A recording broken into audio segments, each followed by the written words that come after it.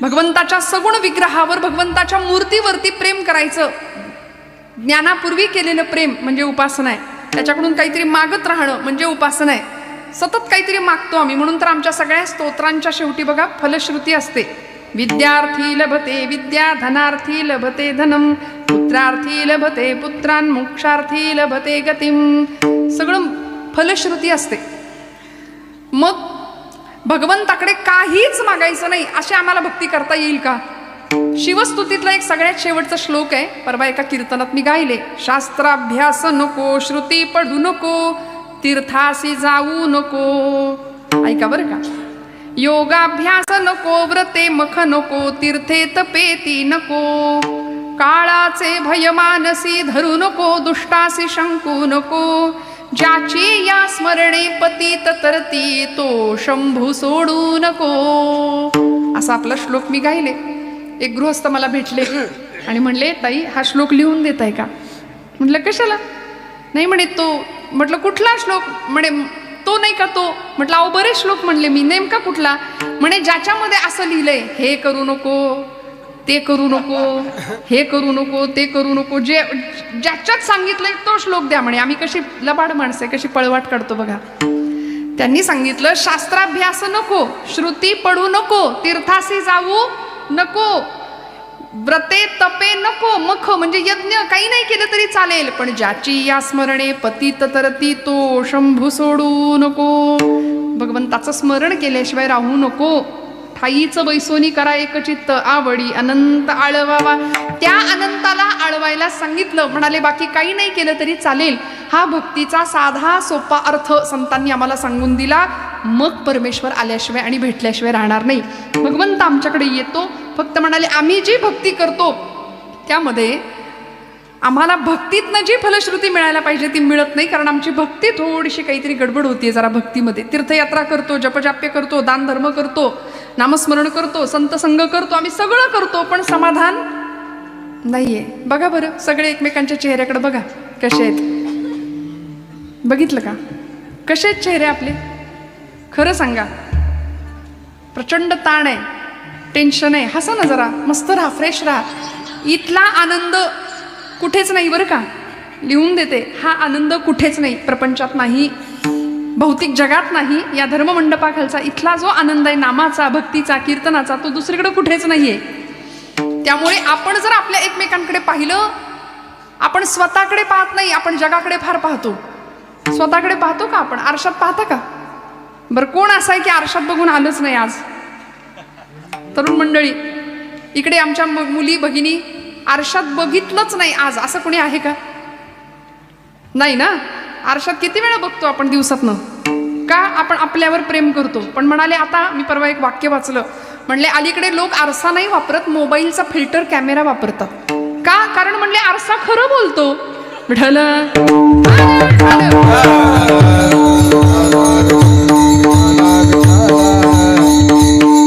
आरसा खरं बोलणार आहे. आरसा तुम्हाला जसे आहात तसे दाखवायला आहे की नाही. फिल्टर काय करतो? नसलेलं गोरं करून टाकतो की नाही. मग उम्र भर गालिब यही भूल करता रहा, धूल चेहरे पर थी और आईना साफ करता रहा. अशी आमची गंमत आहे. आयुष्यभर आम्ही आरशेच पुसत बसलो, पण कधीतरी स्वतःच्या चेहऱ्यावर धूळ आहे, स्वतःच्या मनावर धूळ आहे. बघितलं कधी? आत डोकावून पाहिलं कधी? आणि खरं सांगू, माझ्या ज्ञानोबांनी, माझ्या तुकोबांनी आत बघायला शिकवलंय. आत कसं बघायचो? आतमध्ये बघूया. तो भगवंत आम्हाला आत दिसणारे. या हृदयामध्ये मी रामू, असता सर्व सुखांचा आरामू, परिभ्रांतासी कामू विषयावरी. सोपं सांगितलं. ईश्वर सर्व भूतानां हृद्देशे अर्जुन तिष्ठती, भ्रामयन् सर्व भूतानि यंत्रारूढानि मायया. सगळीकडे शोधत असलेला तो भगवंत तो हृदयातच आहे. आणि त्याला थोडंसं आत बघूया. आपण आपला श्वास सुद्धा शांततेत ऐकत नाही वेळ आपल्याला तेवढा. शांत बसून आपण स्वतःकडे बघत नाही, कारण आपण आपल्याला बाकीच्यांच्या जीवनामध्ये फार रस आहे. बाकीच्यांच्या जीवनात काय चाललंय, स्टेटस बघण्यातच लोकांचे. खरं आहे का खोटं आहे सांगा? लोकांचे स्टेटस बघण्यातच आमचा दिवस चाललाय. आमचं स्टेटस बिघडायची वेळ आली त्याचं काय? आम्ही कधी विचार करतोय? आणि हे खरं सांगू, आध्यात्मिक आणि प्रापंचिक स्टेटस जर जपायचं असेल तर या मंडपाखाली यायचं. विठ्ठल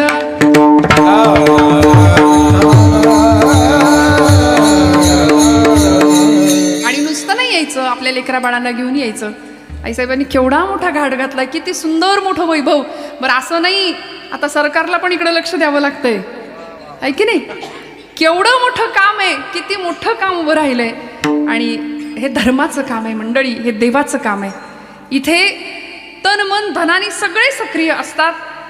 आज आमच्या महिला वर्गाला किंबहुना जनाबाईंच्या म्हणजे आज संबंध त्या परंपरेला आनंद आणि अभिमान वाटावा असं आईसाहेबांचं काम आहे, मला असं प्रामाणिकपणे वाटतं.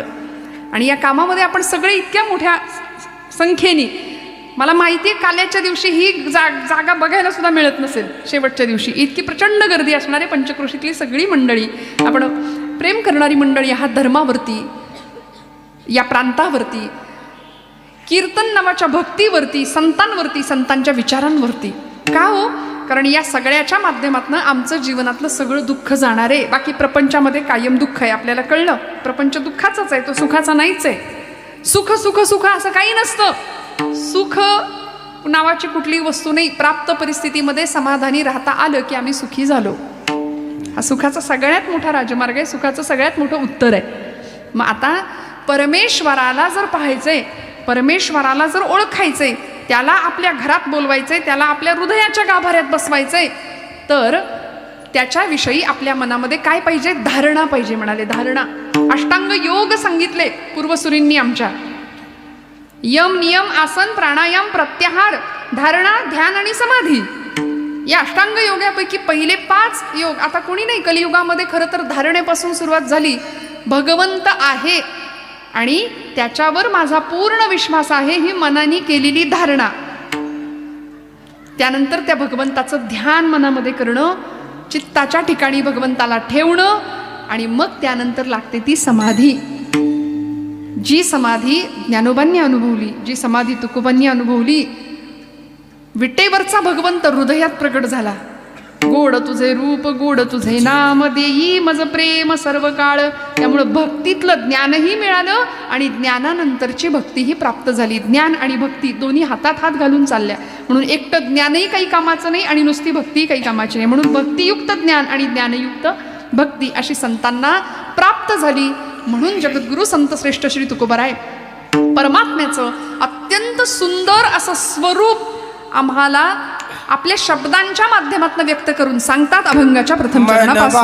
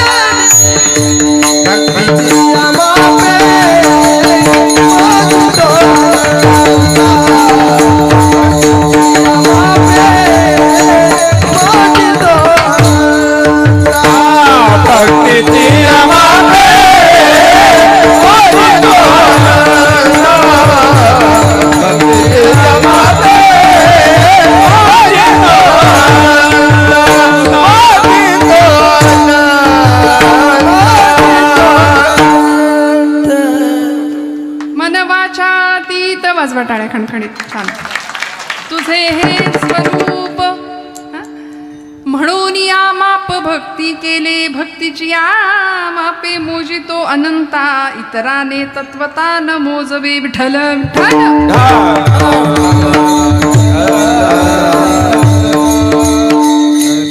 भगवंताच्या स्वरूपाचं वर्णन सांगितलं तुकोबरायांनी. देवा तुझं स्वरूप कसं आहे? मन वाचातीत तुझे हे स्वरूप. मनाच्या आणि वाणीच्या पलीकडे असलेलं भगवंता तुझं रूप आहे, तुझं स्वरूप आहे. श्रीमद भागवतकार आपल्या मंगलाचरणामध्ये भगवंताचं स्वरूप सांगतात, त्याचं सामर्थ्य सांगतात आणि त्याचा स्वभाव सुद्धा सांगतात. सच्चिदानंद रूपाय विश्वोत्पत्त्यादि हेतवे तापत्रय विनाशाय श्रीकृष्णाय वयं नमः. सच्चिद आनंद असं भगवंताचं स्वरूप आहे म्हणाले. पुढे त्याचं सामर्थ्य काय? विश्वोत्पत्त्यादि हेतवे, विश्वाच्या उत्पत्तीला, स्थितीला आणि लयाला कारण असणारा तो भगवंत आहे. तो जग निर्माण करतो, जग तोच जग बनून राहतो आणि सगळं होऊन मिटवतो सुद्धा तोच, शेवटी उरतो सुद्धा तोच. अद्यतिष्ठ दशांगुलम. त्यामुळे आणि भगवंताचा स्वभाव सांगितला, तापत्रय विनाशाय, आदि दैविक, आदि भौतिक आणि आध्यात्मिक या तीनही तापांचं निवारण करणारा तो भगवंत आहे, असं त्याचं स्वरूप, त्याचा स्वभाव आणि त्याचं सामर्थ्य सांगितलं. त्याला आपण काय म्हणतो? अखिलकोट ब्रह्मांडाचा नायक, जगाचा बाप म्हटलंय त्याला. आपण एसटीने प्रवास करताना सगळे करताना कुठं बसता? एसटीमध्ये काय आग्रह असतो आपला? कुठं बसायचं असतं? हां, एसटीमध्ये पुढच्या सीटवर बसायचा आग्रह असतो. मग किती गर्दी असली तरी आपण जागा धरून, खिडकीतनं जागा धरून ठेवतो, पण पुढच्या सीटवर बसायचा आग्रह असतो. का? कारण मागच्या सीटवर बसल्यानंतर सगळी आदळापट असते नाही का. मग ड्रायव्हर सीटपासनं जेवढ्या जवळ तेवढे धक्के आणि दणके कमी आहेत. हे एसटीतलं झालं. ड्रायव्हर सीटपासनं जेवढ्या लांब बसू तेवढी सगळी आदळापट असते. हे एसटी ड्रायव्हरच्या बाबतीत झालं किंवा साधं व्यवहारातलं उदाहरण झालं तर आपण जगाच्या मालकाला, अखिलकोट ब्रह्मांड नायकाला जगत चालक म्हणतो. तो जग चालवतोय, सगळी सूत्र त्याच्या हातात आहेत. निळोबरायांनी त्याचं वर्णन केलं, ऐसा लाघवी हा माया सूत्रधारी. तो सूत्रधार आहे, तो माया सूत्रधार आहे. त्याच्या हातामध्ये सगळी सूत्र आहेत ना. तर मग जीवनाच्या प्रवासामध्ये त्या सूत्रधारापासून, त्या जगत चालकापासून आपण जेवढे जवळ तेवढे धक्के आणि दणके कमी, आणि त्याच्यापासून जेवढे जास्त लांब तेवढी सगळी आदळापट आहे प्रपंचात. लक्षात ठेवा. मग नाही म्हणायचं देवा काय र वाट्याला दिलंस आमच्या म्हणून, अशी नाही तक्रार करायची भगवंताकडे. बघा, आम्ही त्याच्या जवळ जात नाही हा आमचा प्रश्न आहे. आम्हाला त्याच्या जवळ गेलं पाहिजे, संतांच्या जवळ गेलं पाहिजे, त्याचं स्वरूप जाणून घेण्याचा प्रयत्न केला पाहिजे. तुकोबरायांनी, ज्ञानोबरायांनी त्याला जाणलं, त्याला ओळखलं आणि त्याचं स्वरूप सांगत असताना महाराज म्हणतात, मन वाचातीत तुझे हे स्वरूप. भगवंता तुझं स्वरूप कसं आहे? मनाने ते वर्णन करता येत नाही. मनाच्या ठिकाणी मन थकून जातं, कारण मन कशाचं चिंतन करतो? कीर्तनी बैसता निद्रे नागविले, मन माझे गुंतले विषय सुख.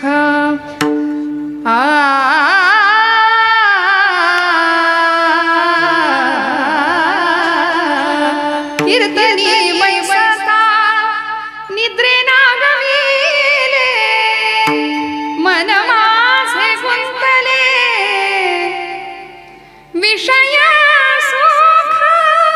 विषय सुख अमृताहुनी गुण, नाम तुझे देवा, नाम तुझे देवा.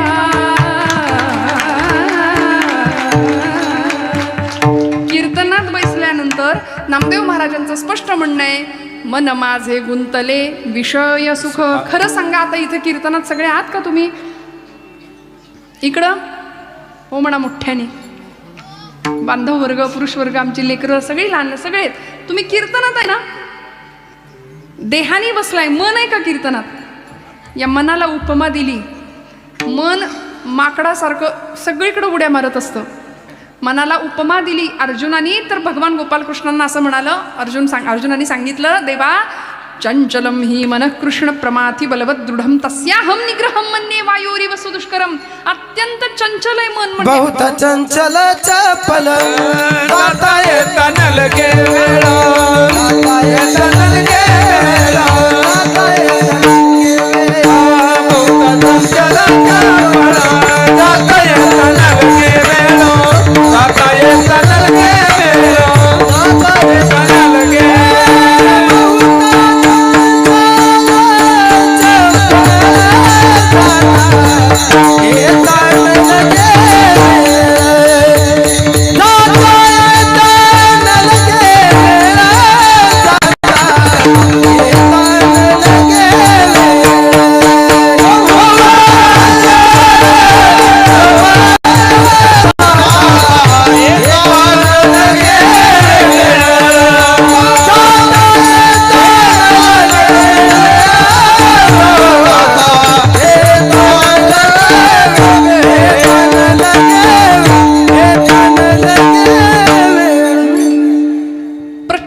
मनात चंचल आहे, चपळ आहे. हं? अनुदिन अनुतापे तापलो रामराया, परमदिन दयाळा निरसी मोहमाया. अचपळ मन माझे नावरे नावरिता, तुझ विणशिण होतो धावरे धावाता. म्हणून मनाचे श्लोक लिहावे लागले 205. मन करारे प्रसन्न सर्व सिद्धीचे कारण तुकोबरायांना सांगावं लागलं. मनालाच उपदेश करावे लागले. का? कारण मन ऐकत नाही. ऐकत ते नको त्याचं चिंतन करतं. मन ऐकत नाही. घरातलं पोरग बाळ्या उठ जरा बाजारात अमुक अमुक घेऊन ये असं म्हणून जर आईनं सांगितलं तर तो मुलगा म्हणतो मी नाही जाणार. हातात मोबाईल असतो, ऐकायची तयारी नसते त्याची. पण तेच जर आई म्हणली चांगला टीव्हीला पिक्चर लागलाय बघ बरं, लगेच ऐकेल की नाही. मनाचं असंच आहे.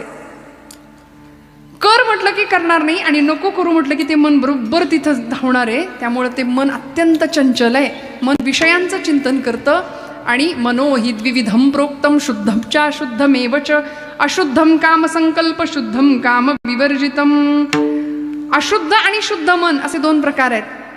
अनेक प्रकारच्या कामनेचा संकल्प करणारं अशुद्ध मन आणि कामना विरहित असलेलं शुद्ध मन जे विषय विरहित आहे ते भगवंताला प्रिय आहे. आणि तिथंच भगवंत असतो. इंद्रियाणाम मनश्चास्मी विभूती सांगितली भगवंतांनी आपली की अशा मनाच्या ठिकाणी मी आहे भगवंत म्हणतात.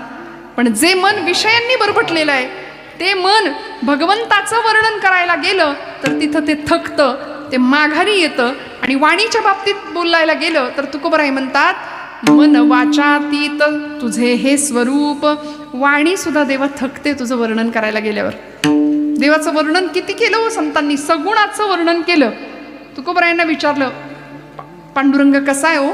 तुकोबरायांनी सांगितलं सुंदर ते ध्यान उभे विटेवरी करकटेवरी ठेवून या तुळशीहार गळा कासे पितांबर. आवडे निरंतर हेच ध्यान वर्णन केलं राजस सुकुमार. मदनाचा पुतळा राजस सुकुमार. मदनाचा पुतळा रवी शशिकळा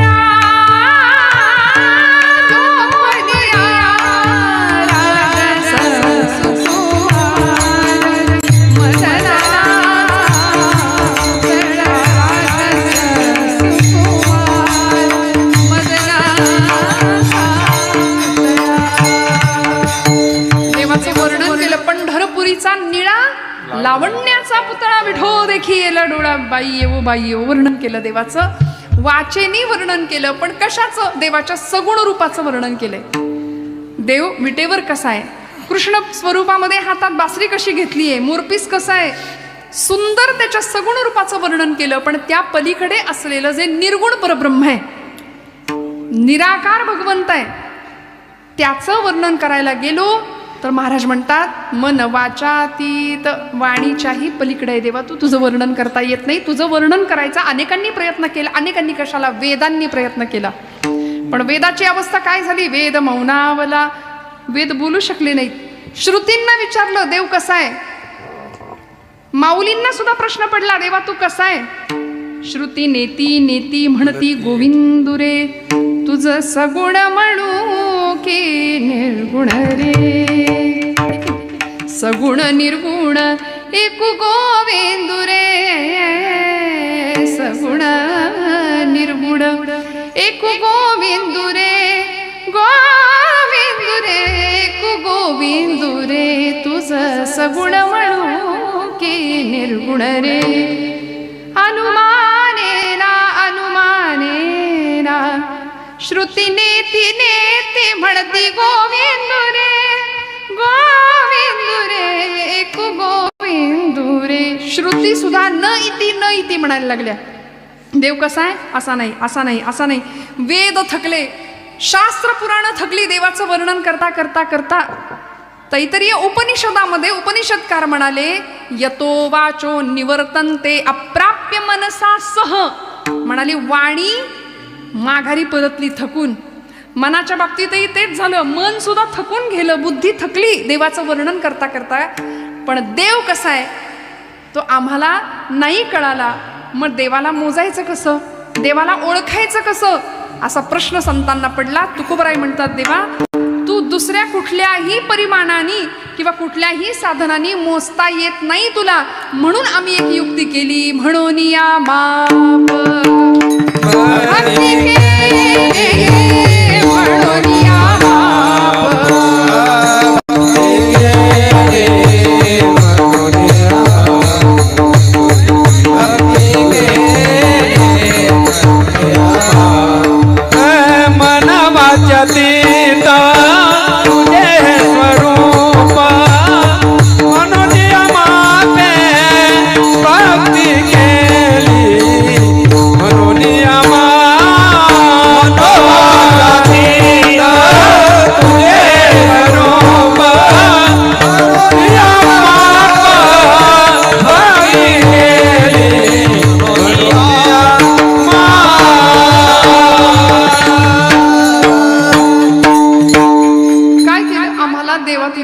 येत नाही. आता माझा एक तुम्हाला सगळ्यांना प्रश्न आहे. तुम्ही जागे आहेत ना? जागे आहेत ना? देव मिळाला का हो? देव मिळालाय का? देवाला मोजता आलं का कधी? देव मोजता येतो का? आणि मोजायचंच झालं तर काय कराल? आपण काय करू? तुकोबरायांनी आपला प्रश्न सोडवून टाकला. महाराज म्हणले, म्हणून या माप भक्ती केले. एक माप दिलं तुकोबरायांनी आम्हाला.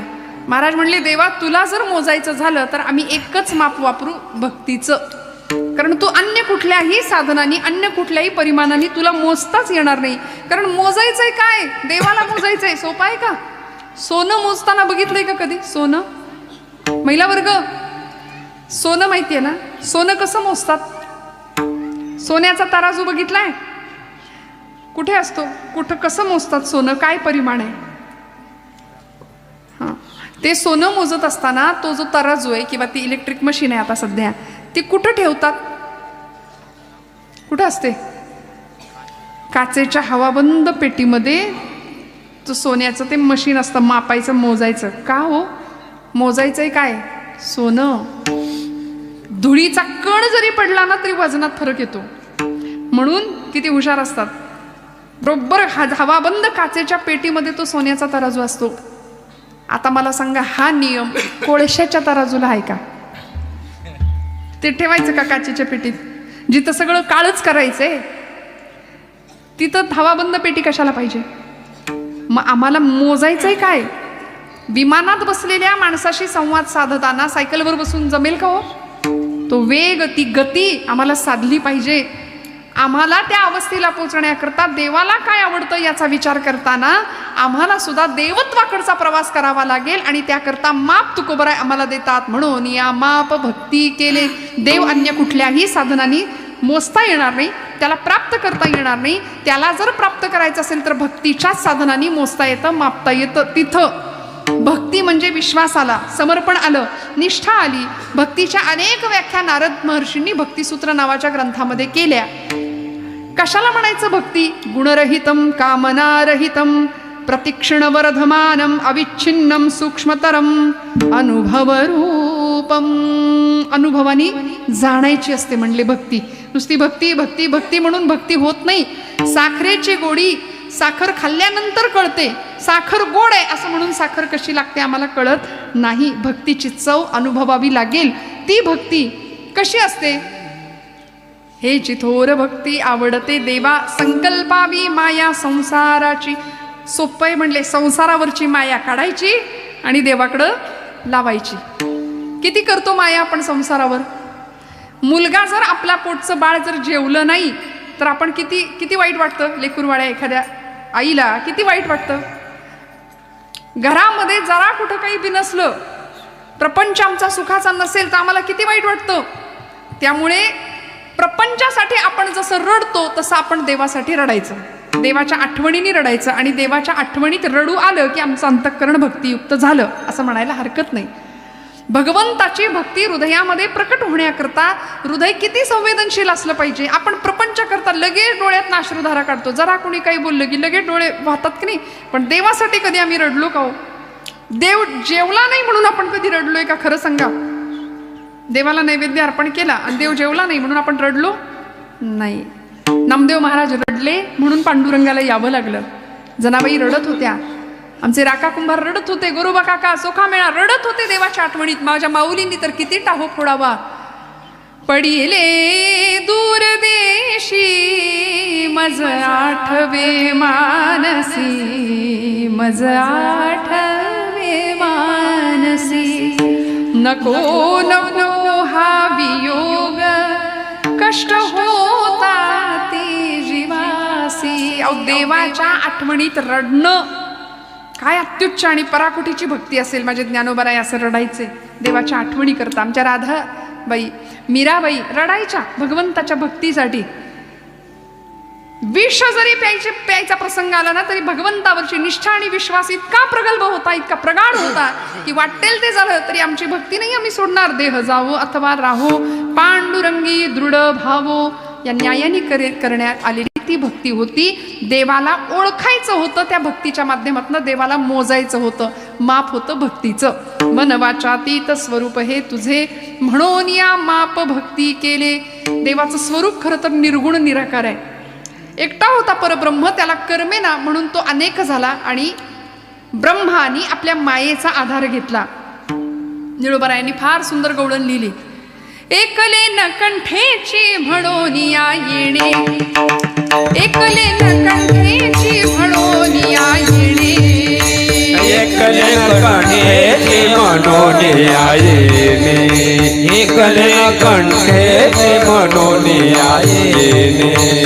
केली निर्माणे हो चौदाही भुवने, केली निर्माणे हो चौदाही भुवने, केले निर्माण चौदाही भुवने, केले निर्माण चौदाही भुवने. गगन मेघ सूर्य चंद्र तारांगणे, गगन चंद्र सूर्य मेघ तारांगणे. पंच महाभूते भौतिके भिन्ने भिन्ने वो, पंचही महाभूते भौतिके भिन्ने भिन्ने वो. ऐसा लागले माया सुखदारी, ऐसा लागले माया सुखदारी.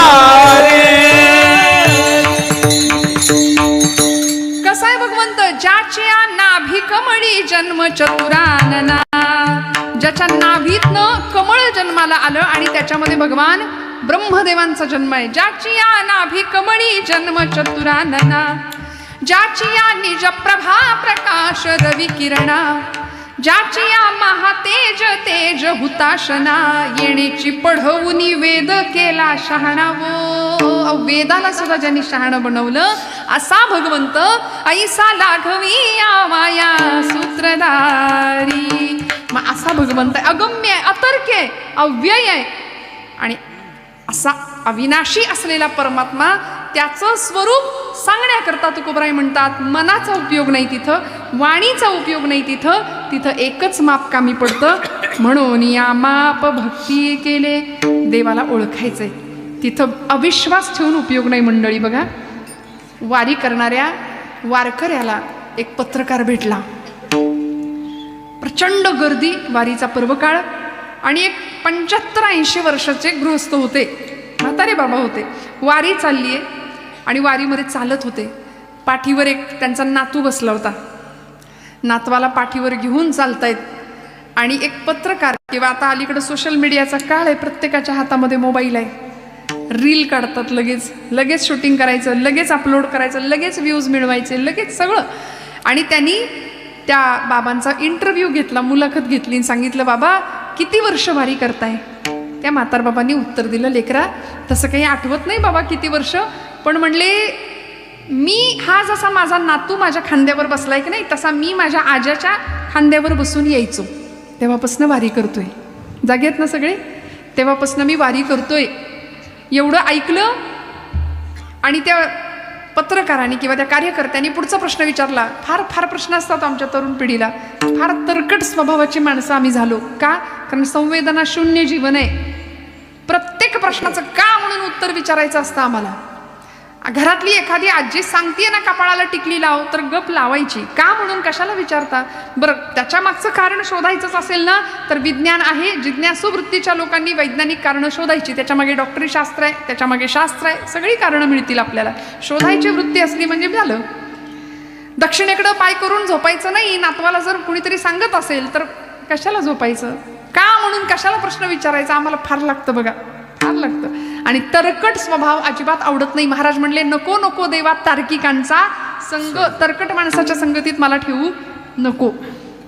फार ज्ञान असणं सुद्धा कधी कधी धोक्याचं ठरतं. ज्ञानी माणसाला अहंतेचा स्पर्श होतो, त्यामुळे फार ज्ञानी माणसं सुद्धा धोक्याची असू शकतात. मग परिणाम काय? त्या त्या गृहस्थांना त्या पत्रकारांनी प्रश्न विचारला, बाबा सांगा ना, इतके वर्ष वारी करताय, देव भेटला का? देव भेटला? पांडुरंग दिसला का कधी? त्या बाबांनी उत्तर दिलं, नाही लेकरा, नाही भेटला अजून पांडुरंग. नाही, एवढे वर्ष वारी करता तरी पांडुरंग नाही भेटला? नाही भेटला म्हणाले. मग तरी वारी करताय? हो, तरी वारी करतो. कशासाठी करता? आता गप घरात बसायचं, आता उठलेलं बसवत नाही, बसलेलं उठवत नाही, अशा अवस्था, तरी वारीला एवढे चालत आलात, अजून करणार का? हो, जिवंत आहे तोपर्यंत वारी करणार म्हणले. बरं, ते बाबा म्हणले, लेकरा मला भरपूर प्रश्न तू विचारलेस, आता मी एक तुला प्रश्न विचारतो, विचारू का? म्हणले विचारा. त्यांनी असं सांगितलं, तुमच्याकडं तुम्ही कुत्रा पाळता का रे गड्यांनो? कुत्रा पाळता? तो म्हणाला, हो, आमचा कुत्रा आमच्या फ्लॅटमध्ये, आमच्या घरात सुद्धा असतो, बेडरूम मध्ये सुद्धा येतो. आमच्या घरात आमच्या आईबापाला जागा नसते, पण आमच्या कुत्र्याला जागा घरात असते. आम्ही शहरी माणसं आहे. म्हणले, तुमच्या शहराकडच्या लोकांसारखं आमचं नसतं बघा. ते बाबा म्हणले, आमचा कुत्रा, आम्ही पण कुत्रा पाळतो, पण आमचा कुत्रा घरात येत नाही, तो घराच्या मागच्या अंगणात, पुढच्या अंगणामध्ये असतो, घरात नाही येत. पण आमचं रक्षण करतो, राखण करतो, स्वामिनिष्ठ असतो. सुगीचा दिवस आले, धान्य आलं की त्या धान्याचं रक्षण करतो. आणि आमच्या वस्तीवर जर मध्यरात्री एखादा चोर आला तर आमचा कुत्रा भुंकतो म्हणले. त्याचं भुंकणं ऐकून पलीकडच्या वस्तीतला कुत्रा भुंकायला लागतो. त्याचं भुंकणं ऐकून त्याच्या पलीकडच्या वस्तीतला कुत्रा भुंकतो. त्याचं भुंकणं ऐकून अजून 2, 4, 5, 10, 15 कुत्री एकाच वेळी रात्रीची भुंकायला सुरुवात करतात. चोराला कोणी बघितलंय सांग? चोराला कोणी बघितलं होतं? सगळ्यांनी बघितलं नाही. पहिल्या कुत्र्यांनी चोराला पाहिलंय. तुम्ही जागे आहेत? नाही कळलं अजून? पहिल्या कुत्र्यांनी चोराला पाहिलं तरी 15-20 कुत्री एकत्र भुंकतात. का? कारण विश्वास आहे. अरे गड्या, प्राण्यांच्या बाबतीमध्ये जर हे जमतं तर आम्ही नाही पांडुरंगाला पाहिलं, आम्हाला नाही देव दिसला, पण माझ्या ज्ञानोबरायांना दिसलाय, माझ्या तुकोबरायांना देव दिसलाय. मग या वाटेवरून जर ते चालत गेले आणि त्यांना पांडुरंग दिसला तर आम्हाला का नाही दिसणार? कसा दिसला हो माझ्या ज्ञानोबरायांना? योगिया दुर्लभ म्या देखिला साजणी, योगिया दुर्लभ म्या देखिला साजणी, योगिया दुर्लभ देखिला साजणी, योगिया दुर्लभ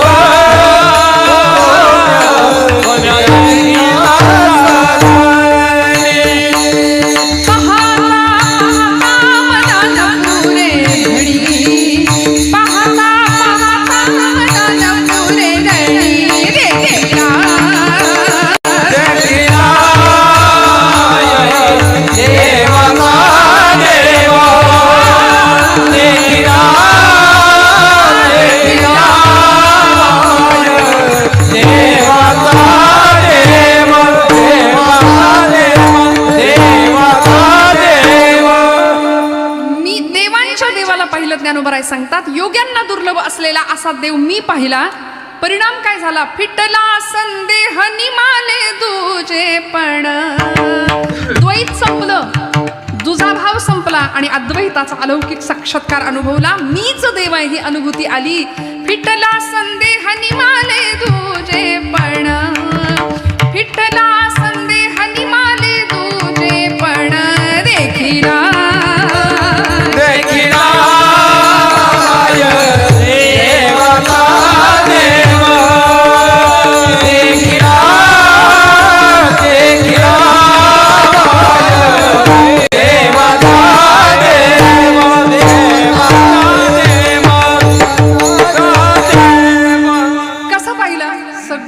दिसला.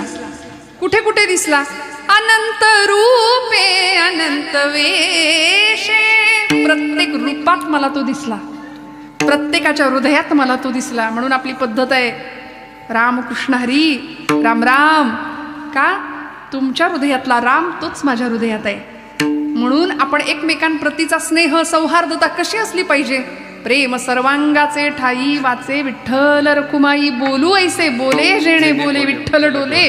म्हणून ज्ञानोबराय आम्हाला बोलण्याचा आचार शिकवतात. साच आणि मवाळ मितुले आणि रसाळ शब्द जैसे कल्लोळ अमृताचे. आमचं बोलणं असतं का असं? नुसत्या शब्दांच्या जखमा करून टाकतो प्रत्येकाला आम्ही. इतके शब्दाची जखम नाही भरून निघत, शस्त्राची जखम भरून निघते. पण शब्दांनी एखाद्याचं हृदय दुखवण्याचा आपल्याला काय अधिकार आहे सांगा? यासाठी का वाणी दिली? वाणी भगवंताच्या कथानुवादामध्ये समर्पित झाली पाहिजे. वाणीने भगवंताचं नाम अखंड पाहिजे. अमृताची वाणी, मुखे अमृताची वाणी, मुखे अमृताची वाणी, मुखे अमृताची वाणी. देह देवाचे कारणी,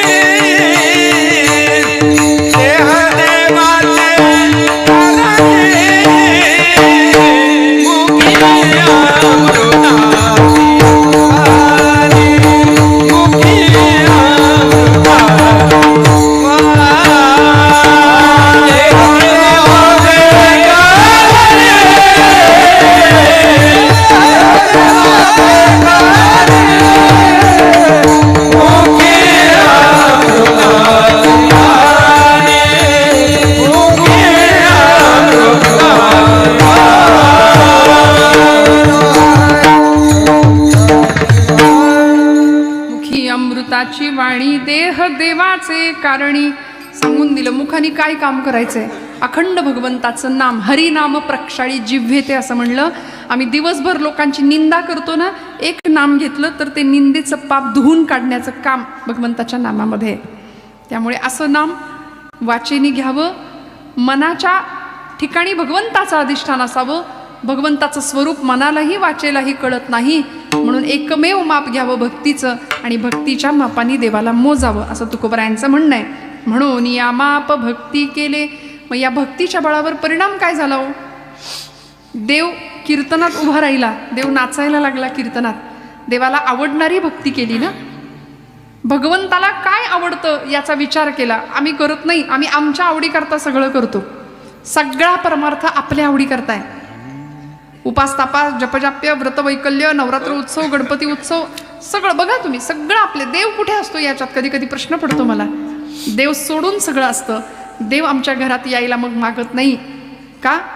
कारण आम्ही देवाकडे जायला सहसा मागत नाही. येताय का कीर्तनाला? नको म्हणले, आज मूडच नाही. बसलेलं उठवत नाही, उठलेलं बसवत नाही. मग कोई तन दुखी, कोई मन दुखी, कोई धन बिन रहत उदास, थोडे थोडे सब दुखी, सुखी हरी के दास. त्यामुळे इथं आल्यानंतर जे सुख मिळतं ते कुठेच मिळत नाही. त्यामुळे असा आनंद आम्हाला फक्त परमार्थामध्ये मिळू शकतो, हे संतांचं ठाम म्हणणं आहे ना. मग त्या भगवंताला जर ओळखायचं असेल तर त्याकरता प्रपंचातलं लक्ष काढून थोडंसं परमार्थामध्ये लावलं तर मग प्रपंच आणि परमार्थ दोन्ही सुखाचं होणार आहे. भक्तीच्या मापाने त्याला मोजलं आणि भक्तीच्या बळावरतीच भगवंतानी काय काय करावं भक्तांच्यासाठी हो. एक भक्ती भगवंताला, त्या भक्तीचं ऋण वाढत गेलं. दिवाळखोर नारायण त्याला बहुतांचे ऋण, ते ऋण चढत वाढत गेलं. म्हणून परिणाम देव भक्तांच्या घरी येऊन राबलाय. असंख्य उदाहरण आहेत. श्रीखंड्या म्हणून भगवंत आले, नाथबाबांच्या वाड्यासमोर उभे राहिले आणि सांगितलं मला काहीतरी काम द्या. नाथ महाराज म्हणले अरे बाबा तुला काय काम देऊ? काहीही द्या म्हणाले. कोण आहेस तू? कुठून आलायस? म्हणाले लांबून आलोय वृंदावनातनं, तुमच्याकडं काम करायचंय. भरपूर गडी आहेत कामाला. नाथ महाराज म्हणले एवढ्या सगळ्या पंक्ती बसतात, गोदावरीचं पाणी आणलं जातं, करशील का मदत? हो म्हणाले करेन. म्हणाल ते काम करेन. जगाचा बाप होता हो. म्हणाल ते काम करेन. नाथ बाबा म्हणाले हे बघ श्रीखंड्या, तुला पगार किती देऊ? मी सांग वेतन किती देऊ? तो म्हणाला मज न लगे सर्वथा वेतन, पोटा पुरते देई अन्न, म्हणले, पगार नको, 2 वेळचं फक्त जेवायला द्या. कोण म्हणतंय? अखिलकोट ब्रह्मांडाचा नायक भगवंत पंढरीश पांडुरंग परमात्मा, कृष्ण परमात्मा. आणि तुमची जुनी झालेली वापरलेली धोत्र नेसायला द्या, मी नेसेन, मला काही नको. जगाच्या पापानी सांगावं. नाथबाबा म्हणाले, ठीक आहे, पण तुझ्या घरी कोण कोण असतं? आता आली का पंचायत? खरं बोलावं तरी पंचायत. घरी कोण कोण असतं सांग, तुझं लग्न झालंय का श्रीखंड्या? भगवंत म्हणले, आता जर यांना माझ्या खरी गोष्ट सांगितली की 16,108 राण्यांचा मी पती आहे, तर मला इथं कामाला ठेवणार नाहीत. कोण कोण असतं घरी? म्हणाले, मी एकटाच आहे. एकटाच आहे? मग ठीक आहे, तुला पगार नको म्हणतोस, तू एकटाच आहेस, तेव्हा तू आता इथे राहा. तुला इथं जितके दिवस राहायचे तेवढे दिवस राहा, आणि तुला जायची इच्छा झाली की जाताना मी तुझं लग्न लावून देणार म्हणले. भगवंत म्हणले, फार मोठं संकट आलंय आता, पण जाऊ दे, राहायला तर मिळतंय, भक्ताच्या घरी राबायला तर मिळतंय. पडेल ते काम केलं देवानी, पडेल ते काम केलं. रोज सकाळी देवाला झोपलेलं कधी नाथांनी पाहिलं नाही मंडळी, कधीच नाही पाहिलं. द्वारकेची मूर्त एकनाथा घरी, पाणी वाहे हरी कावडीने, वस्त्र गंगा तिरी श्रीखंड्या, चंदन उगाळूनी करी, वस्त्र गंगा तिरी धूत असे. किती काम करावं देवानी. नाथ बाबा उठायच्या आधी आपण उठावं. नाथांचं सगळं काम भगवंतानी करू लागावं. गिरजामाईंना स्वयंपाकघरात मदत करावी, आईसाहेबांना नाथांची सगळी सेवा करावी. सकाळी न्याहारीची सेवा करावी, दुपारच्या भोजनाची सेवा करावी. आपल्याच पूजेसाठी आपणच गंध उगाळावं, आपल्याच पूजेसाठी आपणच फुलं आणून द्यावी नाथांच्या हातात. दुपार झाली की जे भोजनाची व्यवस्था, पाटपाणी घ्यावं. जेवण झालं की उष्ट खरकट काढावं. नाथ बाबा झोपले की त्यांच्या पायाशी बसावं, पाय चेपत. संध्याकाळची वेळ झाली पोथी वाचनाची की मागे बसावं. संध्याकाळी कीर्तनाला नाथ महाराज उभे राहिले की नाथा घरी नाचे माझा सखा पांडुरंग. किती आनंद. अबीर गुलाल उधळीत रंग, नाथा घरी नाचे माझा सखा पांडुरंग. देव नाचायचा हातामध्ये टाळ घेऊन. आणि मग रात्रीच्या वेळी नाथ महाराज झोपले की पुन्हा त्यांच्या पायाशी बसावं. त्यांची झोप लागल्यानंतर मग झोपावं आणि ते उठायच्या आधी उठावून कामाला लागावं. किती काम करावं. 12 वर्ष, खरं तर 36 वर्ष देव वेगवेगळ्या नावांनी राहिले, पण 12 वर्ष श्रीखंड्या म्हणून काम केलं. आणि 12 वर्षानंतर नाथांना कळलं की माझ्या घरी जगाचा बाप राबायला आलाय. त्यावेळी अक्षरशः गडबडा लोळले नाथ महाराज देवापुढे आणि म्हणाले, देवा फसवलं मला, आपण फसवलं, त्यापेक्षा तडफडून मेलो असतो तर बरं झालं असतं. भगवंतांनी सांगावं, भक्तीच्या मापाने मोजलं ना मला यावं लागलं, मला यावं लागलं. तुमच्या भक्तीचं ऋण माझ्यावर चढत गेलं नाथा. नाही देवा, फसवलं, पडेल ते. माझ्या घरचं उष्ट खरकट सुद्धा उचललं. अहो नाथांचं काय, पांडवांच्या राजसूय यज्ञातल्या उष्ट्या खरकट्या पत्रावळ्या उचलल्या भगवंतांनी. रुक्मिणी आई साहेबांनी साधूंचे पाय धुतले. किती केलं देवानी, किती केलं. दामानींसाठी महार झाले, कबीरांचे शेले विणले, असंख्य कामं केली भक्तांची. आणि त्याला कारण एक, या सगळ्या भक्तांनी देवाला मापलं, मोजलं आणि त्याकरता माप वापरलं होतं भक्ती. तुकोबराय अभंगाच्या 2ऱ्या चरणाचा. भक्तीची मापी मोजितो अनंता, भक्तीची मापी मोजितो अनंता, भक्तीची मापी मोजितो अनंता, भक्तीची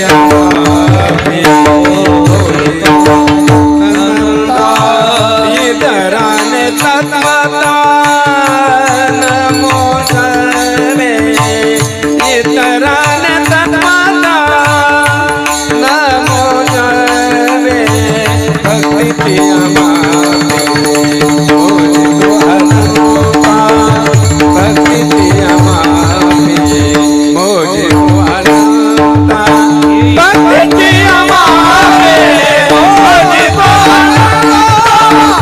भक्तीची मापी मोजितो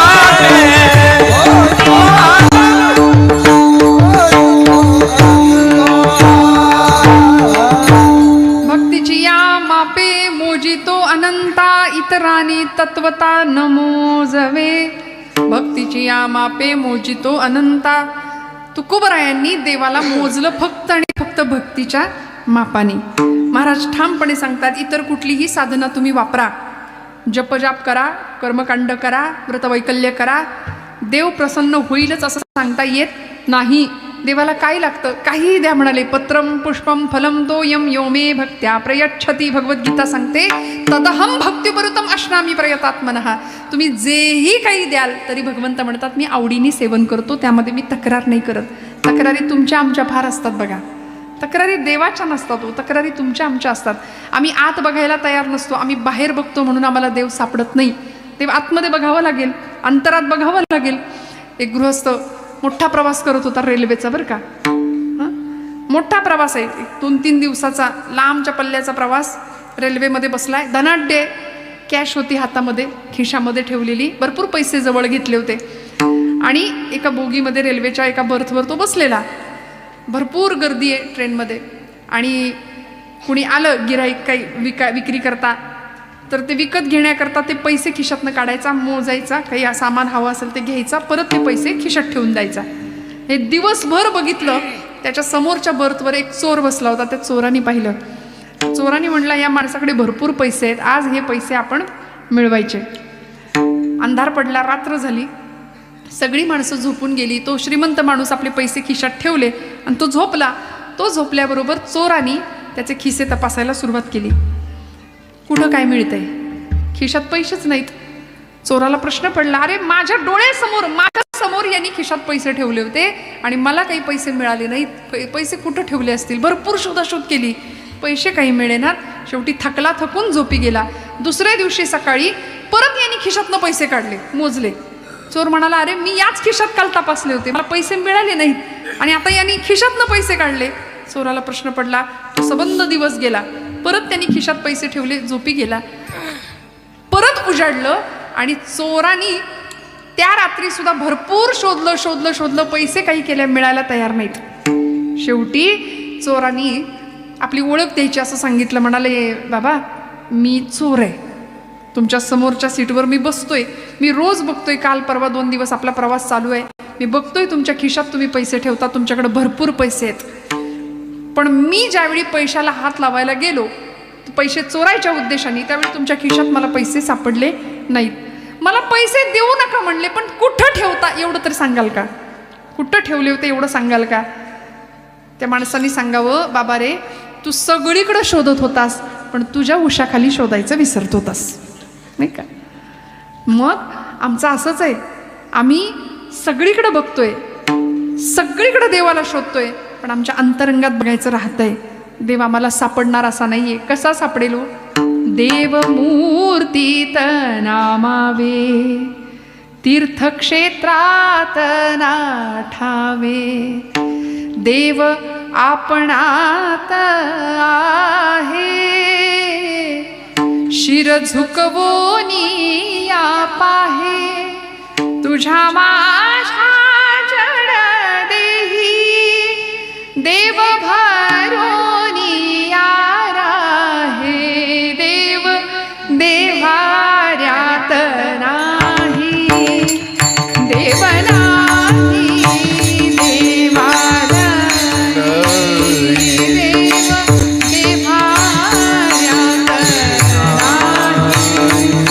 देवाऱ्यात, देव देवाऱ्यात नाही,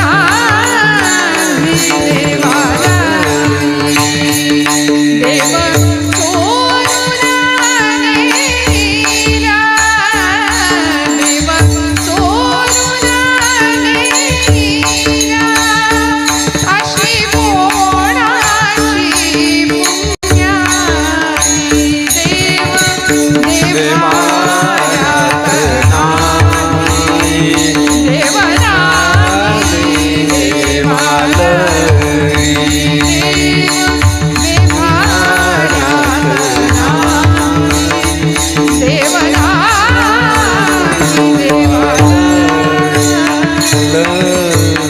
देव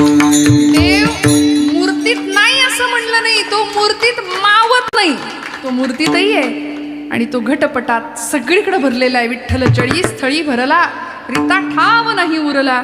मग प्रत्येकाच्यात विठ्ठल आहे असं समजून जर आम्ही भगवंताची भक्ती केली तर ती देवाला आवडणार आहे. आज आम्ही माणूस माणसापासून इतका दुरावतोय. आधुनिक विज्ञानाचं युग आहे, तंत्रज्ञानाचं युग आहे, AI चा जमाना आहे सध्या, सगळं जग जवळ आलंय, पण माणूस मात्र माणसापासून लांब गेलाय. प्रचंड सुधारणा आजचं युग आहे, सगळे वेगाने धावतायत, पण आमची मनं इतकी कमकुवत झाली, एकमेकांपासून दूर गेली आणि आपण सरळ म्हणतो कुणाचं कुणा वाचून अडत नाही. अरे अडत नाही असं नाही. आयुष्यामध्ये यश मिळालं तर पाठीवर कौतुकाची थाप मारायला आपली माणसं लागतात. आयुष्यात सुखदुःखात सहभागी व्हायला आपली माणसं लागतात. माणसांशिवाय काही होत नाही, म्हणून माणसं जपणं फार गरजेचं आहे. हेच खरं जीवनाचं तत्वज्ञान आहे. अध्यात्म यापेक्षा वेगळं काही नाहीये. त्यामुळे असा विचार करता करता जर जीवन प्रवास सुरू झाला ना, तर भक्तियुक्त अंतःकरण परमेश्वराला सुद्धा आम्ही आवडू आणि भगवंताची कृपादृष्टी आमच्यावर झाल्याशिवाय राहणार नाही. तुकोबराय म्हणले, भक्तीची या मापे मोजितो अनंता, इतराने तत्वता न मोजवे. योगयाग विधी योगयाग तपे देहाची आयोग, योगयाग तपे देहाची आयोग, तपे देहाची आयोग, योगयाग तपे देहाची आयोग, ज्ञानियाच्या लागे न सापडसी, ज्ञानियाच्या लागे न सापडसी. योग याग विधी देहाची या योगे, ज्ञानाची या लागे न सापडसी. तुकोबरायांनी सांगितलं, इतर कुठल्याही अन्य साधनाचा काही उपयोग नाहीये. कितीही साधनं वापरा, योग याग अधिक कर्म करा, ही फक्त देहापुरती मर्यादित राहतात. उलट यांनी अहंकार वाढू शकतो. ज्ञानाचा सुद्धा अहंकार असतो बरं का. पांडुरंग शास्त्री आठवले नावाचे स्वाध्याय परिवाराचे प्रणेते होऊन गेले. दादा म्हणायचे लोक त्यांना, आणि त्यांना एकाने विचारलं होतं, म्हणले दादा ज्ञानी माणूस कुणाला म्हणायचं, ज्ञानी. दादा हसले आणि उत्तर दिलं, म्हणाले ज्याचा चेहरा एरंडेल प्यायल्यासारखा असतो की नाही, तो म्हणले ज्ञानी ओळखायचा. तो हसत नाही, बोलत नाही, फार कुणाच्यात कुणी मिसळत नाही. बघा आम्हाला असं वाटतं काही आमचं जगाशी घेणं देणंच नाही, पण माऊलींना विचारा ना, ज्ञानोबरायांचं अंतःकरण किती सुंदर. माऊली म्हणतात, हे विश्वची माझे घर, ऐसी मती जयाची स्थिर, किंबहुना चराचर आपणची झाला, वासुदेवम सर्वमिती. हे भक्तीचं उत्तर आहे. ज्ञान वेदांना विचारलं तर वेद भगवंत कसा आहे सांगत नाहीत, वेद मौन करतात. श्रुतींना विचारलं, श्रुती न इति म्हणतात, पण भक्ती उत्तर देते, वासुदेवम सर्वमिती. हे तो समस्त हि श्री वासुदेव, ऐसा प्रतीती रसाचा ओतला भावो, आणि भक्ता माझी रावो ज्ञानी या तोची. खरा ज्ञानी भक्त असाच असतो ज्याला भगवंताला सगळीकडे बघता येतं, सगळीकडे. सरकार धोरण राबवतो, पाणी अडवा पाणी जिरवा, आम्ही पाण्याचं सोडा, आम्ही ह्याची अडवा त्याची जिरवा, एवढं मात्र आयुष्यात उत्तम करतो. खरं सांगा, करतो की नाही? 25 वर्षापूर्वी अमक्या माणसाने मला दुखवलंय, असं असं बोलला होता. 25 वर्ष तुला बघून घेतो म्हणून ते दुखणं आम्ही 25 वर्ष सांभाळतो. विधभर जमिनीच्या बांधाच्या तुकड्यासाठी सक्का भाऊ भावाचा खून करतोय. ही परिस्थिती आहे. आम्ही कुठं निघालो? आमचं वर्तन मनुष्यत्वाकडून देवत्वाकडे होण्याऐवजी आम्ही रसा तळाला खाली आमचं घसरणं चालू आहे. मग याकरता संत विचार फार महत्वाचा आहे. भगवंताला भक्तीच्या माध्यमातून जर आम्ही आपलंसं केलं तर भगवंत आम्हाला प्राप्त होऊ शकतो. मग ती भक्ती कुठली हो? देवाला आवडेल असं सगळं काम करायचं. देवाला काय आवडतं? परित्राणाय साधूनाम, तो त्याच्याकरता आलाय. विनाशाय च दुष्कृताम, धर्मसंस्थापनार्थाय संभवामी युगे युगे. धर्माचं रक्षण करणं, साधूंचं रक्षण करणं, दुष्टांचा नाश करणं, हे देवाच्या आवडीची कामं आहेत. आणि ती जर आम्ही केली तर ती देवाची भक्ती आहे, ती देवभक्ती आहे, ती देशभक्ती आहे, ती धर्मभक्ती आहे. इथे अविश्वास कामाचा नाही, इथे मनामध्ये संदेह कामाचा नाही. संदेह आला की संपला विषय. संशयात्मा विनश्यती असं भगवान गोपालकृष्ण भगवद्गीतेत सांगतात. संशयी माणूस स्वतःही सुखी होत नाही आणि जगालाही सुख लागू देत नाही. संशय फार धोक्याचा. मग म्हणाले, आम्ही नको तिथे संशय करतो. आज परिस्थिती इतकी विलक्षण आहे, धर्म आमचा धोक्यात आहे असं का म्हणावं लागतं? परत घोषणा घुमायला लागल्या, सगळं हिरवं करून टाकू, सगळं हिरवं करून टाकू. आम्ही हिरवं नंतर करा. भगवा हटावचे नारे घुमवणाऱ्यांना घुमतात आणि भगवा हटाव असे नारे घुमतायत, आज बोलतायत मंडळी. मला असं वाटतं तो भगवा नंतर हटवा, पण आधी जर खरंच आपल्यात हिंमत असेल, आपल्यात ताकद असेल, तर आमच्या पूर्व क्षितिजावर रोज एक भगवा उगवतो. तो भगवा हटवून दाखवा, मग भगवा हटावचे नारे घुमवा. आज आमच्या आदिगुरु जगद्गुरु शंकराचार्यांनी पंचायतन पूजेमध्ये एक देवता दिली. 5 देवता आमच्या प्रत्येकाच्या देवाऱ्यात असायला पाहिजे तशा. गणपती बाप्पा, शिव, शक्ती, विष्णू आणि 5वी देवता आहे भगवान आदिनारायण. त्यांची आज आपण उपासना केली सकाळी सगळ्यांनी, बरोबर ना? तेजो निधी लोह गोल भास्कर हे दिव्य तुझ्या तेजाने झगमगले भुवन आज, हे दिनमणि व्योमराज भास्कर हे गगनराज, तेजो निधी लोह गोल, तेजो निधी लोह गोल, दिव्य तुझ्या तेजाने सगळं भुवन सगळं आसमंत उजळून निघतो. कशामुळे? सूर्यनारायण पूर्व क्षितिजावर अवतीर्ण होतो, त्याची पूजा आम्ही करतो. आणि देव नाही असं म्हणणाऱ्यांना ठामपणे सांगा की देव नाही काय लावलंय? अरे रोज पूर्व क्षितिजावर बघ, प्रत्यक्ष दर्शन देणारी आदिदेवता आहे ती सूर्यनारायण.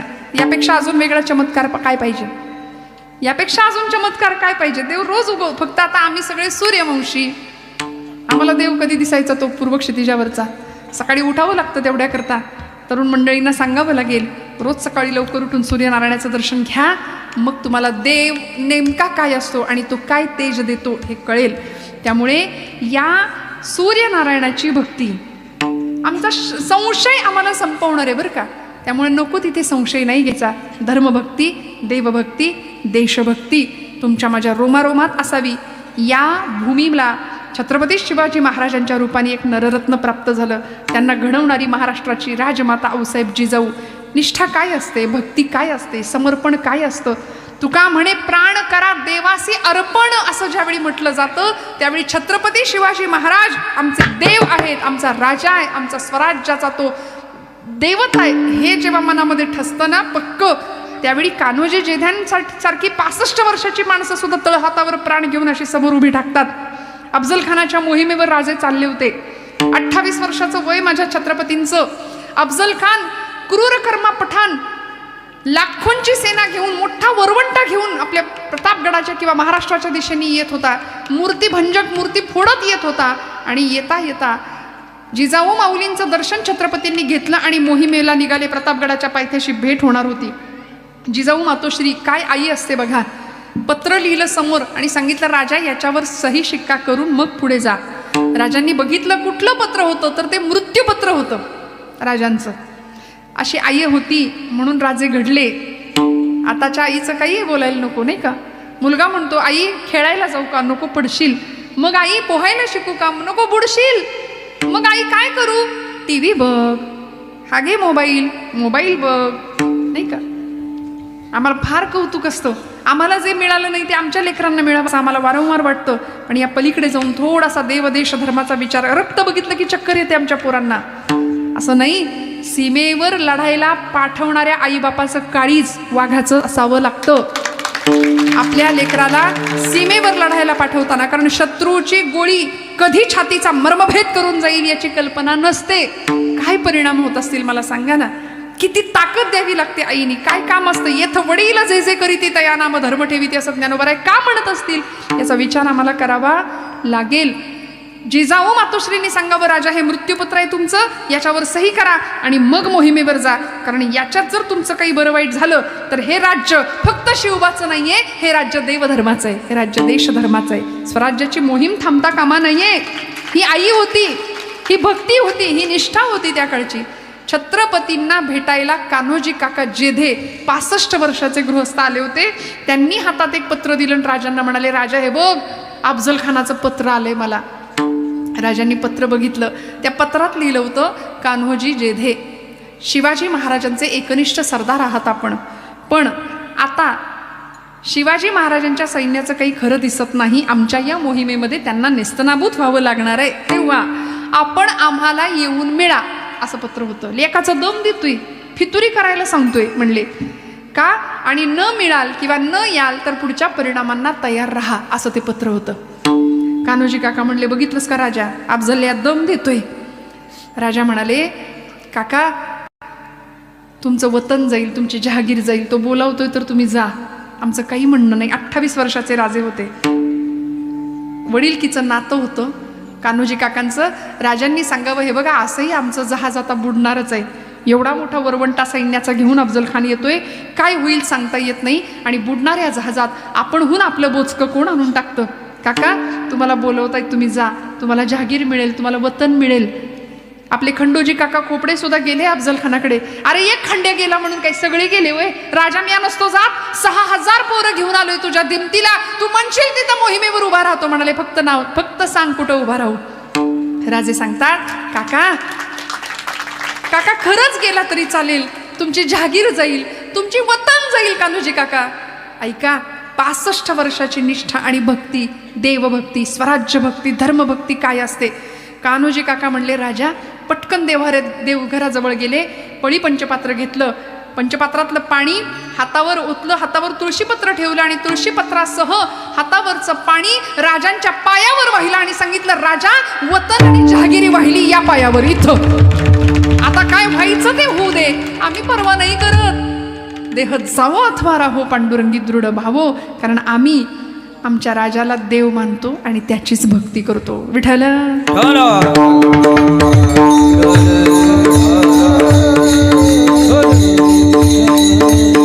भगवंताला मोजावं लागतं, अन्य कुठल्याही साधनांनी देव प्राप्त होत नाही. ज्ञानाची या लागे न सापडसी, तिथं ज्ञान नाही कामाला, तिथं श्रद्धा आणि भक्तीच कामाला येते. श्रीहरी कवींचा हरिविजय नावाचा, श्रीधर पंडितांचा हरिविजय नावाचा एक ग्रंथ आहे, आपल्या सगळ्यांना माहिती आहे. त्या हरिविजय ग्रंथामध्ये खूप सुंदर प्रसंग आलाय, आपल्या सगळ्यांना तो प्रसंग माहिती आहे. देवाला मोजलं होतं एका प्रसंगामध्ये. कुठला प्रसंग हो? देवाला मोजता येतं का? तुकोबरायांनी उत्तर दिलं, हो मोजता येतं. कुठलं माप? म्हणून या माप भक्ती केले, भक्तीच्या मापावर देवाला मापाने देवाला मोजता येतं. भगवान गोपालकृष्ण द्वारकेचे राजे, मथुरेवर जरासंधाच्या स्वाऱ्या होत होत्या म्हणून त्याला शह देण्याकरता द्वारका नगरी स्थापन केली. आणि त्या द्वारकेमध्ये, द्वारका कशी होती? तुम्ही जागे आहेत का? जागे आहेत ना सगळे? द्वारका नगरी कशी होती? सोन्याची होती.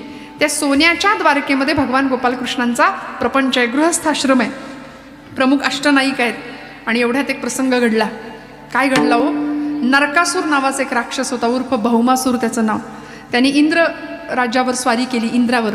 आणि इंद्रदेवाने भगवंतांना मदत मागितली, त्यामुळे भगवंत या युद्धामध्ये मदती करता गेले. बरोबर कुणाला घेतलं? सत्यभामा देवींना घेतलं. सत्यभामेंचा युद्धातला पायगुण खूप चांगला. पूर्वीच्या काळी बायका लढायच्या, आताही लढतात, नाही असं नाही, पण घरातच असतं नाही का. सीमेवर जाऊन म्हणजे हातामध्ये धनुष्य, शस्त्र शिक्षण. म्हणून आताच्या लेकी बाळींना मी नेहमी सांगते, स्वसंरक्षणाचे धडे आम्हाला दिले पाहिजेत, शस्त्राचं शिक्षण घेता आलं पाहिजे. सत्यभामा देवी इतक्या सुंदर लढायच्या ना, हातामध्ये धनुष्य घेऊन असा काही पराक्रम गाजवला. त्या रात्रीचं ते युद्ध झालं होतं, रात्रीच्या अंधकारामध्ये. आणि ते युद्ध जिंकलं, नरकासूर संपला. या राक्षसानी आपल्या कैदेमध्ये 16,100 राज्यातल्या स्त्रिया, राजकुमारी बांधून ठेवल्या होत्या, डांबून ठेवल्या होत्या. त्यांची सुटका केली. आणि त्या स्त्रियांना, त्या कन्यकांना इतका आनंद झाला, त्या म्हणाल्या की आम्हाला ना देवाला बघायचंय, आम्हाला देवाला ओवाळायचंय, देवाला बघायचंय. सत्यभामाबाई म्हटल्या, आमच्या यांचा रंग इतका पक्का आहे, तो काही रात्रीच्या अंधारात दिसणार नाही. त्या म्हटल्या आम्ही सोय करतो. म्हणून प्रत्येकीने हातात दिवे घेतले आणि ओळीनं उभ्या राहिल्या ओवाळायला. म्हणून दीप आणि आवली म्हणजे ओळ, त्या दिवशी आपण दिवाळी साजरी करतो. ओळीने उभ्या राहिल्या आणि देवाला ओवाळले, पराक्रमाचं दर्शन घेतलं. तेव्हापासून पद्धत आली पाडव्याला, दिवाळीला ओवाळायची. का? देवानी पराक्रम केला, राक्षसाला मारलं म्हणून ओवाळलं. आणि मग देवाला या स्त्रिया सगळ्या म्हणतात की आता आम्हाला आमची घरची माणसं सुद्धा घेणार नाहीत, आम्ही राक्षसाच्या कैदेत होतो. देव म्हणाला, कुणी नाही ना, त्याला मी आहे, काळजी करू नका. माना मानव वा परमेश्वर, मी स्वामी पतितांचा. तुम्ही मला भोगी म्हणा, तुम्ही मला योगी म्हणा, मी कर्मयोगी आहे म्हणाले. निंदेचा विचार नाही केला. 16,100 स्त्रियांना एका वेळी वरलं देवानी, पती झाले त्यांचे. आणि 16,108 स्त्रियांचा हा पती. द्वारकेमध्ये छान प्रपंच देवाचा चालू आहे. हे युद्ध संपलं आणि इंद्रानी सत्यभामेला स्वर्गातला एक वृक्ष प्राजक्त तो दिला. सत्यभामा देवी तो वृक्ष घेऊन म्हणजे आल्या, देव आले आणि सत्यभामेंच्या कौतुकासाठी देवींच्या त्यांच्या महालाच्या समोरच प्राजक्ताचं झाड ते लावण्यात आलं. प्राजक्त सत्यभामेच्या महालासमोर लावलेला पाहिला. पण परिणाम असा झाला की वाऱ्याबरोबर प्राजक्त इतका बहरायचा, इतकी सुंदर फुलं साडा पडायचा फुलांचा, पण वाऱ्याबरोबर ती सगळी फुलं शेजारच्या महालाच्या अंगणात पडायला लागली. आणि सत्यभामेला या गोष्टीचा राग. बरं तो महाल रुक्मिणीचा, तिच्या अंगणामध्ये सगळी प्राजक्ताची फुलं पडतायत. बरं रुक्मिणी आईसाहेब भोळ्या, आईसाहेबांची भक्ती इतकी विलक्षण की त्यांनी तीच फुलं उचलावी, त्याचा सुंदर हार करावा आणि देवाच्या गळ्यात घालावा. तो हार घातलेला सत्यभामेनी बघितला की तिचं डोकं फिरायचं. आणि देवाला हा रोजचा घरचा आहेरच झाला. आता देवाला टेन्शन आलं, चिंता वाटायला लागली, करू काय, याच्यातनं सुटू कसा म्हणले. आता बघा हो, देवाला सुद्धा चुकलं नाही हो, तुमचं काय घेऊन बसलात, आहे की नाही, खरं आहे की नाही. आमचा आवाज जास्त असतो घरात, पण आमचाच आवाज असतो की नाही, खरं म्हणा, हो म्हणा, जागे आहेत ना तुम्ही. बघा देवाला सुद्धा हे चुकलेलं नाहीये. शेवटी भगवंत असे संध्याकाळच्या वेळी चिंता करत बसलेत. आता देवावर संकट आलंय, आपल्यावर संकट आलं की आपण देवाला आठवतो, देवावर संकट आलं की देवानी कुणाला आठवायचं. अशा वेळी देव संतांना आठवतात. आणि देवर्षी नारदांना आठवलं. देवर्षी नारद म्हणजे आमच्या या गादीचे मालक, ते आले स्वर्गातनं स्वर्गात आले म्हणतात. देवर्षी नारदांना पाहिलं, मिठी मारायला गेले भगवान गोपालकृष्ण. या या या नारदा, स्वागत केलं, आपल्या अर्ध्या आसनावर बसायला दिलं, म्हणाले बसा इथं. नारद म्हणले आज जरा जास्तीचं स्वागत चाललंय माझं, सावध राहिलं पाहिजे. फार गोड बोलणाऱ्या माणसापासून सावध राहावं नाही का. काय देवा, काय झालंय, काय तुमचा चेहरा काय एवढा पडलाय. भगवंत म्हणाले नारदा काय सांगू, घरच्या कटकटींनी व्यापलोय म्हणले. आता एका महालातनं यावं तर दुसऱ्या महालातनं रागाचे सुस्कारे भरलेले आवाज येतात. तिकडं जावं तर यांचं काहीतरी ऐकून घ्यावं लागतंय. आता करू तरी काय. नारद म्हणाले देवा प्रश्न काय आहे. मग सगळं सांगितलं. नरकासुराचा वध झाला, तो प्राजक्त मिळाला, सत्यभामेच्या दारात लावला, ते अंगणातली फुलं सगळी वाऱ्याने तिकडं जाऊन पडली. तरी मी हार आठवणीनं काढून ठेवायचो, पण एखाद दिवशी राहिलाच तर माझं काही खरं नाही नारद, आम्हाला यातनं सोडवा तुम्ही. नारद म्हणले देवा, तुमच्यासारख्या प्रापंचिकाच्या सगळ्या अडचणी माझ्यासारख्या ब्रह्मचार्याला तुम्ही विचारता, केवढी मोठी गंमत करता हो. पण भक्तीचे आचार्य होते नारद, काळजी करू नका म्हणले. सत्यभामेच्या महालात मी आत्ता जातो, तिथली परिस्थिती काय आहे बघतो आणि काहीच वेळात तुम्हाला निरोप देतो. माझा निरोप आला की लगेच निघून यायचं, थोडंसं नाटक करायला लागेल. देव म्हणले नाटक मी लहानपणापासून तेच करतोय म्हणले, मला काय अवघड नाही, तुम्ही सांगा फक्त काय करायचंय. सत्यभामेच्या महालात देवर्षी गेले आणि पाहिलं, अशा कमरेवर हात ठेवून सत्यभामा देवी उभ्या होत्या. समोर तो प्राजक्त त्याला खाऊ की गिळू असं बघत होत्या. कुणाला तरी सांगितलं आणा रे तिकडं ती कुऱ्हाड, या मेलेल्या माझ्या समोरून नष्ट करा म्हणाल्या. पाणी माझं, खत माझं, मशागत माझी आणि फुलं तिला. बर म्हणाले आता याला तोडून टाकताना नारद आले, म्हणाले सत्यभामा देवी अहो काय अरे वेड्यांनो, असं झाड तोडून काही होईल का, मनासारखं होईल का. सरकार झाडं लावण्याच्या मोहिमेला अनुदान देते आणि तुम्ही खुशाल उभी झाडं तोडून टाकताय. सत्यभामा देवी म्हणले अहो काय करू नारदा, काय म्हणणं आहे तुझं सांग. तिची भक्ती चुकीची नव्हती, फक्त त्या भक्तीला एक मत्सराचा आणि असूयेचा तंतू होता. काय झालं होतं, सत्यभामेने आपलं